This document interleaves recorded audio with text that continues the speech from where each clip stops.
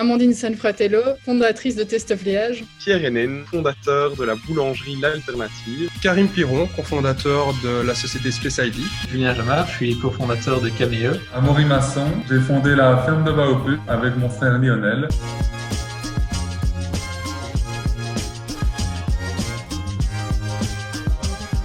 Taste of Liège a un concept de balade gourmande à destination des entreprises et des particuliers. Space ID est une entreprise spécialisée dans l'audit d'environnement de travail. Avec Cameo, on offre des solutions complètes pour les vélos de société. On vend des colis de viande issus de la ferme familiale. On vend aussi du jus de pomme. On a apporté un verger à Haute-Tige. Je prône le bio, le local et surtout le zéro déchet. Je vends mon pain et mes pâtisseries à des clients qui souffrent d'intolérance et d'allergies alimentaires.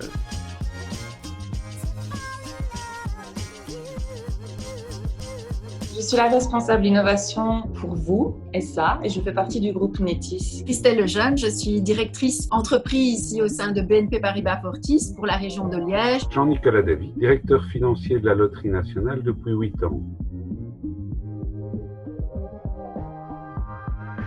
L'entrepreneuriat, c'est une forme de liberté. On s'est dit avec Jean-Baptiste qu'il était préférable de travailler dur pour accomplir nos rêves à nous plutôt que les rêves d'une autre personne. C'était un risque qu'il valait mieux prendre à notre âge quand on avait peu ou pas de responsabilité. Donc on s'est dit qu'on allait se lancer et au pire, si on se ratait, c'était une belle expérience et donc vaut mieux apprendre de ses échecs. Pour moi, l'entrepreneuriat, c'est laisser libre cours à ses idées et pouvoir justement au fur et à mesure de son parcours avoir de plus en plus de compétences et avoir un vrai regard et une vraie analyse sur les besoins du marché et son évolution. Le Venture Lab nous a vraiment aidé à nous structurer dans nos idées. On a eu la chance d'être accompagné par un super coach qui nous a vraiment permis de mettre en place notre projet. On a su qu'on se lançait un peu dans cette aventure entrepreneuriale accompagnée et donc soutenue. Les jeunes entrepreneurs sont le futur de la Belgique et il est important de soutenir ce genre d'initiative. Ça nous permet d'avoir un vrai regard sur les nouvelles tendances du marché ou de l'économie. Il y a des volontés d'avoir recours à des économies plus locales, plus circulaires. Et je trouve qu'au Venture Lab, on sent vraiment le pouls de la jeunesse de demain, qui est la société de demain. La fraîcheur, la spontanéité, la candeur des jeunes entrepreneurs, j'ai trouvé ça fantastique et ça permet d'élargir son réseau, sortir un peu de son travail. J'ai trouvé ça très rafraîchissant et ça m'a donné certaines idées. Pour moi, c'est essentiel d'être en contact avec les sociétés pour se confronter au terrain, aller tester son idée auprès de clients potentiels, des commerciaux, des patrons d'entreprise, vous former à communiquer avec ce type de structure et d'aller tester votre discours commercial. La rencontre avec ces jeunes entrepreneurs, c'est très riche comme enseignement puisque ça confronte nos schémas un petit peu classiques et ça nous ouvre vers un nouveau monde avec des impacts sociétals, humains, entrepreneurial, avec de nouveaux défis, des techniques qu'on connaît moins bien, etc. Et je pense que c'est une richesse pour nous, entreprises, dans l'évolution en tout cas du monde qui nous entoure.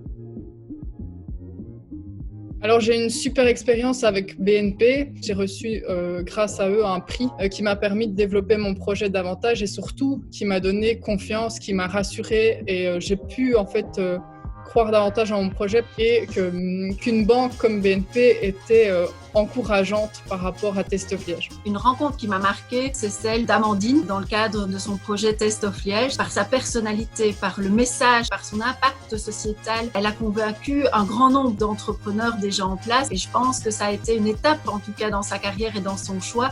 Et ça aussi, c'est une raison d'être partenaire en tout cas d'une Venture Lab, c'est de pouvoir donner confiance aux jeunes, de les accompagner dans les doutes et pas uniquement sur des moyens financiers, mais aussi sur le fait qu'on croit dans leur projet.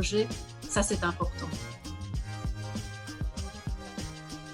Le premier, c'est de trouver un marché. C'est bien d'avoir une idée, c'est bien d'avoir un projet, mais il faut qu'on trouve des clients derrière, des personnes qui sont intéressées par le modèle et par le produit. S'assurer que l'idée a une attente de la part de ses clients potentiels et de sa cible, et d'avoir vraiment un produit ou un service qui est en adéquation et qui a une demande.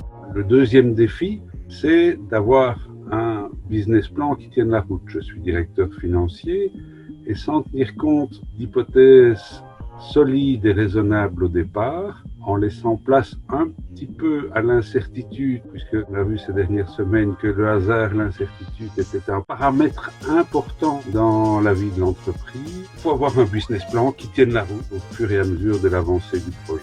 Et puis ensuite viennent des questions pour savoir comment réaliser ce qu'on veut faire. Et un problème qui arrive à un moment ou à un autre, c'est la question du financement, un point qui est assez critique dans la réussite d'un projet. Le plus grand défi pour les jeunes entrepreneurs, c'est de pouvoir combiner la rentabilité de leur business et d'avoir un impact positif sur la société, c'est-à-dire qu'il soit environnemental, sociétal, humain.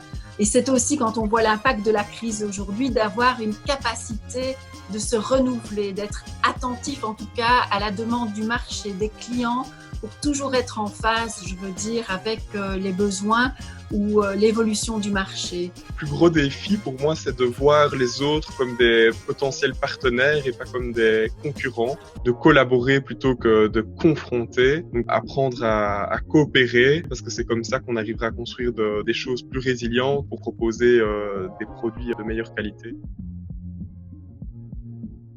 Oser, parce que quoi qu'il en soit, l'expérience sera super, tu vas apprendre énormément de choses et même si on se plante, on en tire beaucoup. Rester à l'écoute et ne pas se braquer sur une seule idée, pas tomber trop tôt amoureux de son idée même si on pense qu'elle est merveilleuse. Ayez confiance en vous, bousculez les standards et faites en sorte de convaincre un maximum de personnes. Profitez justement des discussions que tu peux avoir avec tout type de personnes pour enrichir ton projet, le tester dès le départ et voir s'il y a un potentiel entrepreneurial.